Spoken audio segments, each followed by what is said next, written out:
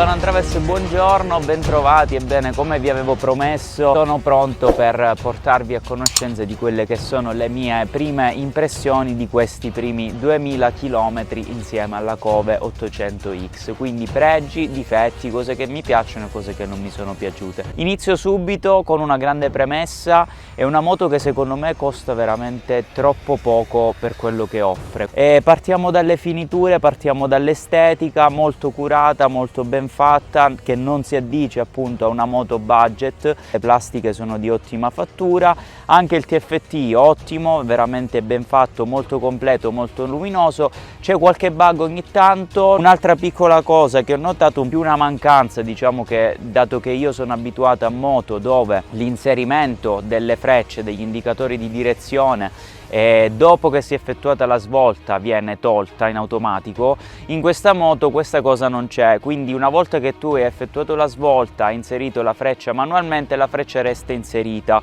e quindi tante volte io, dato che sono abituato a moto dove questo avviene automaticamente, mi dimentico la freccia inserita. Quindi devi ricordarti che una volta che hai messo la freccia la devi togliere, un piccolo dettaglio al quale ho fatto attenzione. Comparto luci veramente di pregio, luci veramente molto potenti. Ho effettuato da poco una notturna, sicuramente i faretti non avrebbero guastato, ma già da sola appunto con le sue luci standard si è comportata veramente bene, mi ha permesso assolutamente di portare a termine la notturna.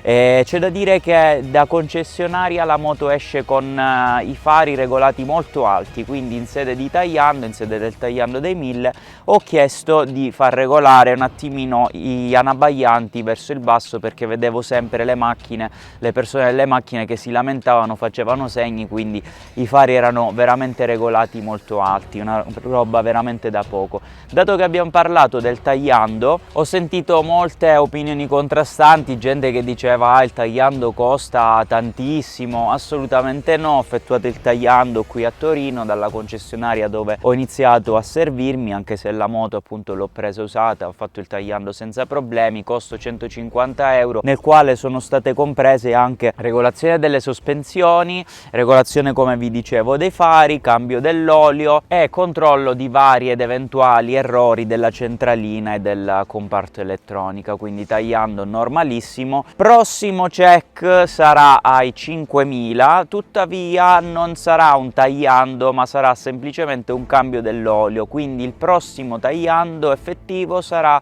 ai prossimi 10.000 km. Passiamo invece adesso al motore, al propulsore, appunto al cuore pulsante di questa moto.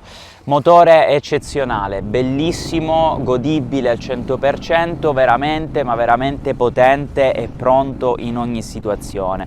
Parlando del motore, quindi, parliamo anche della famosa questione dell'on-off. Che cos'è questo on-off?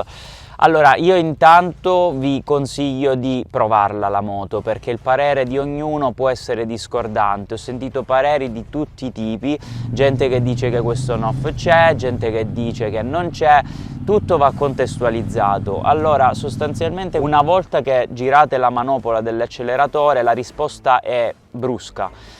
Tutto va contestualizzato. Infatti io, provenendo da un F800 GS, da un Touareg, avendo provato diverse moto, preferisco moto con un'erogazione più tranquilla, meno aggressiva. Sicuramente per chi viene da moto come il K890 e da vecchie Maxi Enduro, l'erogazione di questa moto sarà la più tranquilla del mondo. Dunque la questione va molto contestualizzata e molto adattata in base a chi è che guida. Sostanzialmente a bassi giri e a basse marce, prima, seconda, talvolta anche in terza, quando vai piano e dai il colpetto di accelerata per far riprendere la moto anche leggermente, l'accelerazione risponde in maniera molto aggressiva. Questa è una cosa che personalmente a me dà un po' fastidio, essendo, come vi dicevo, abituato a moto più tranquille, più garbate. Dà fastidio quando sei magari in curva e dai quel colpetto per correggere la traiettoria in curva, quando sei in piedi e dando quel piccolo colpetto per muoverti nella guida fuoristrada, la moto ti butta all'indietro con molta violenza, e quindi è una cosa sulla quale vorrei lavorare. Ho sentito parlare di centraline aggiuntive, di smart yacht, ci sono diverse soluzioni per il momento sul mercato, ma spero anche che Cove intervenga, diciamo, da casa madre su questa cosa, magari aggiungendo un'altra mappa sulla centralina, dato che stanno uscendo appunto dei nuovi modelli quali l'800X Rally e l'800X Travel Edition, che ancora non è stata commercializzata in Italia. Probabilmente chi lo sa, uscirà qualche aggiornamento, qualche aggiustamento per la mappatura e per la centralina, quindi quella è la mia speranza.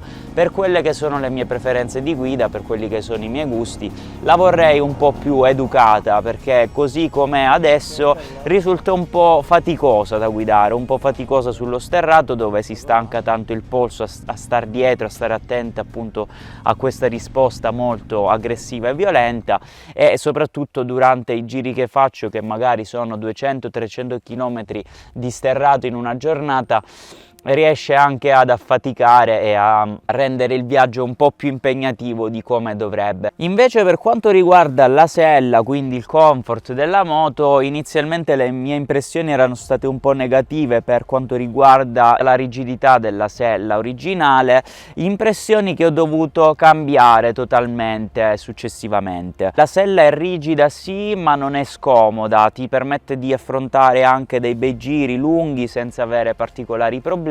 Non so se la rifarò, ci sto pensando. Solitamente rifaccio fare le selle a degli artigiani quando acquisto le moto, però devo dire che mi sono trovato molto bene in questi 2000 km, non ho sentito la necessità di rifarla, quindi è una cosa che valuterò appunto prossimamente. Per quanto riguarda il motore, condivide tanto, come già detto e ridetto, della KTM 790, quindi propulsore LC8C, sicuramente rivisitato, tante cose sono state cambiate da Cove, condivide comunque una base e diverse cose. Che cosa condivide? Ad esempio il gruppo frizione. Per quanto riguarda la frizione, ad esempio, una cosa che non mi è piaciuta di questa moto è l'escursione della leva.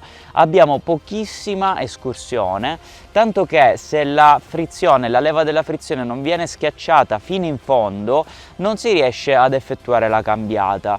Questo fa sì che guidare cambiando marcia con 2 dita sulla leva della frizione risulta quasi impossibile. Questa è una cosa che vorrei assolutamente sistemare. Perché ho parlato della KTM 790? Perché la frizione appunto del 790, come risaputo, è anche un po' fragilina. L'unica cosa che possiamo fare, sono state discusse diverse modifiche all'ugello della frizione, magari chi ha seguito l'argomento qualcosa già la sa. L'unica cosa che possiamo fare è mantenere l'olio sempre nuovo, quindi cambiarlo almeno ogni 5000 km, fare la sostituzione dell'olio ogni 5000 km per evitare surriscaldamenti del gruppo frizione che porterebbero appunto a bruciarla. In ogni modo io non ho avuto nessun tipo di problema, se non questa problematica della leva frizione con poca escursione, che potrebbe risolversi probabilmente cambiando la leva con una leva corta, di quelle che vengono usate appunto proprio con 2 dita. Cercherò qualche soluzione, ve la farò sapere, vi farò sapere se appunto migliorerà qualcosa nella soluzione.